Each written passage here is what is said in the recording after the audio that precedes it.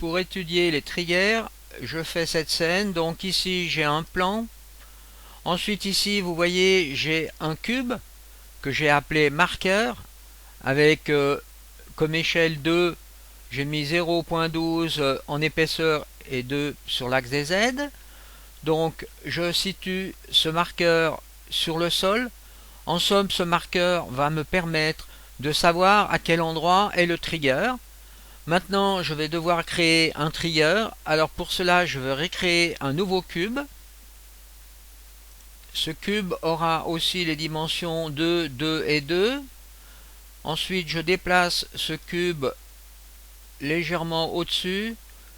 Donc je vais placer ce cube comme ceci. Et pour que le cube ici soit considéré comme plutôt un trigger et non comme une mèche, eh bien je vais supprimer le composant mesh render en faisant ici remove component. Et là vous voyez, vous n'avez plus que le cube en fil de fer. Et c'est ceci que l'on va utiliser comme trigger. Ensuite, dans ce cube ici, vous voyez, vous avez un box collider. C'est-à-dire, c'est l'endroit où le player va venir cogner.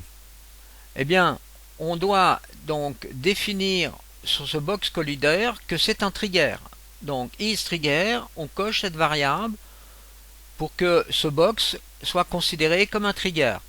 Et maintenant, ici, on peut changer le nom du trigger. Donc, le cube, on va le changer en un autre nom pour que ça soit un petit peu plus pratique pour retrouver dans la programmation.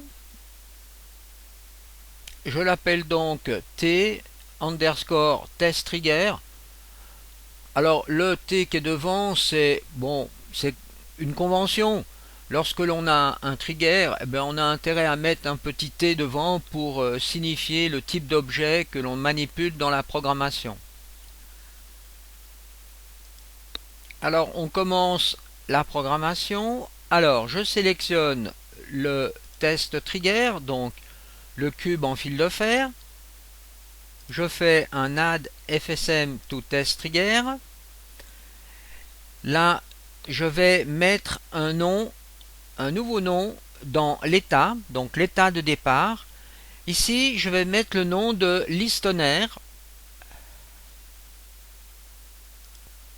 et je vais rajouter dans cet état une action de trigger. Alors, je peux taper, vous voyez tout en haut ici dans le moteur de recherche trigger.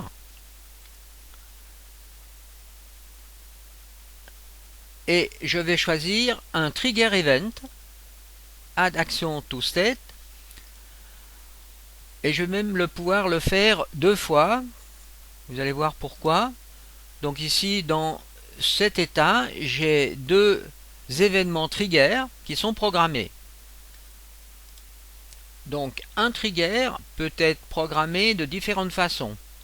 Soit on rentre dans le trigger, c'est-à-dire que depuis l'extérieur, on arrive et on entre dans le trigger, donc dans le box de collision, et à ce moment-là, c'est cette action qui va se réaliser.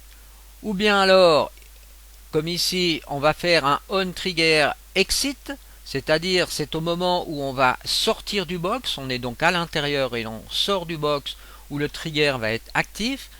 Et vous voyez qu'il existe une autre possibilité, c'est onTriggerStay, c'est-à-dire quand on est à l'intérieur, uniquement à l'intérieur. Donc on a pour l'instant dans cet état listener de trigger. Alors maintenant, comment pouvoir utiliser ces 2 triggers? Eh bien, on va créer 2 événements. Un premier événement qui va s'appeler entered pour entrer donc, et un deuxième événement qui va s'appeler exited pour sortir.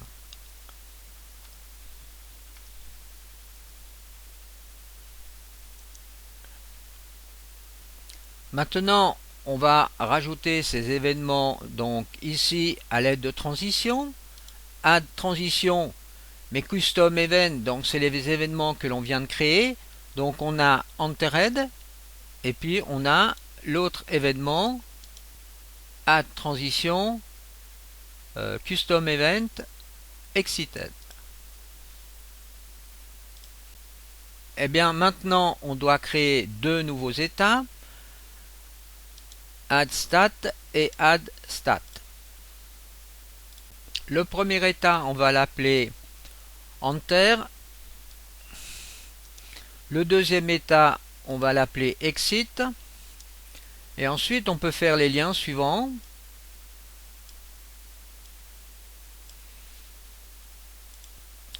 Donc maintenant on a un état de départ avec deux événements qui commandent deux états. Maintenant, lorsque cet état est atteint, eh bien, il va falloir pouvoir revenir dans l'état de départ. Eh bien, pour cela, on va rajouter une transition du type fini pour les deux états ici. Et on peut de nouveau faire le lien qui nous renvoie sur le listener.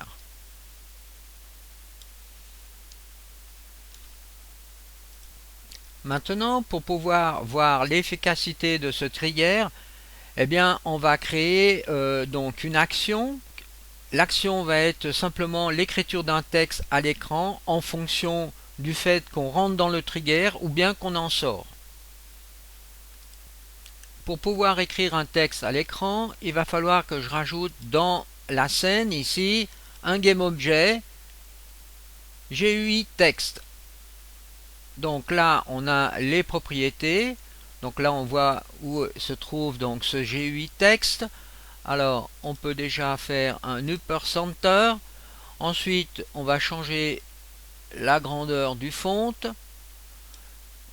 Bon, on pourrait changer aussi la couleur ici. Pour l'instant on va laisser ceci. On peut changer le texte à l'écran à cet endroit.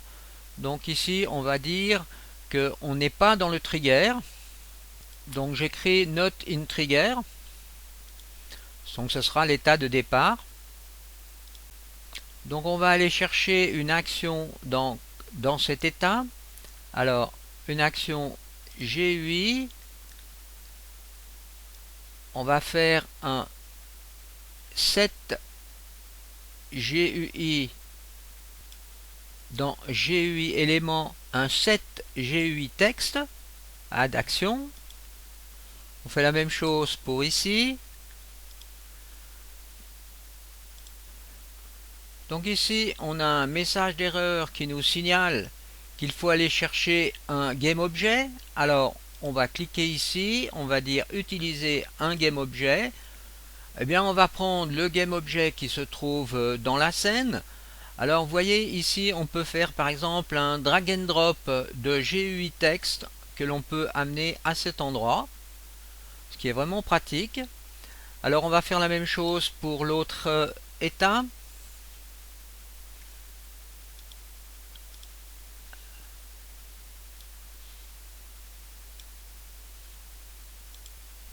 Maintenant dans cet état, dans le set GUI text, on doit indiquer le texte que l'on veut voir apparaître à l'écran. Alors ici on va mettre le texte in trigger pour dire que l'on est dans le trigger. Et là on va mettre not in trigger. Maintenant pour pouvoir tester le trigger, on va rajouter un first person controller que vous trouvez ici, vous voyez, dans les standards assets sous caractère contrôleur. Donc vous prenez ce first person controller et vous faites un drag and drop dans la scène pour obtenir cette capsule qui se trouve ici, qui va nous permettre justement de nous déplacer dans la scène assez facilement avec les boutons du clavier. Alors maintenant on peut effectuer un premier test. Alors je vais en mode game et ici donc je vais me déplacer donc sur la zone du trigger avec la touche W par exemple ici, Et là, on voit qu'il ne se passe absolument rien. Alors, regardons pourquoi. Eh bien, tout simplement, dans l'état de départ, dans la zone où l'on a défini les trigger events, on a oublié de spécifier donc le send event. Qu'est-ce qu'émettait comme message le trigger? Eh bien ici, il va émettre le message entered et lui, il va émettre le message excited. Ce qui va justement nous permettre de commander, d'avoir un lien avec ces événements. Alors, refaisons un test.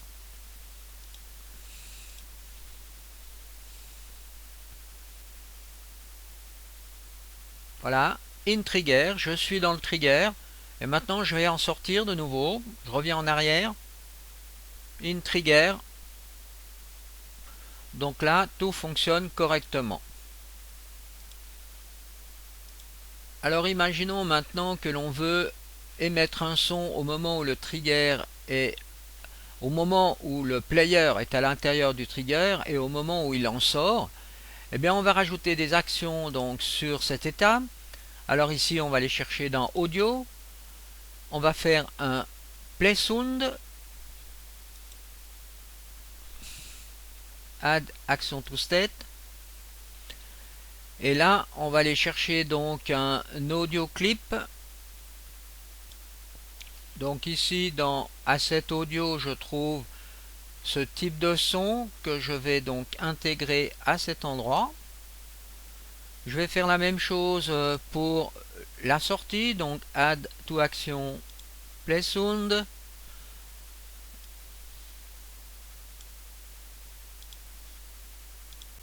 On peut à nouveau effectuer un test.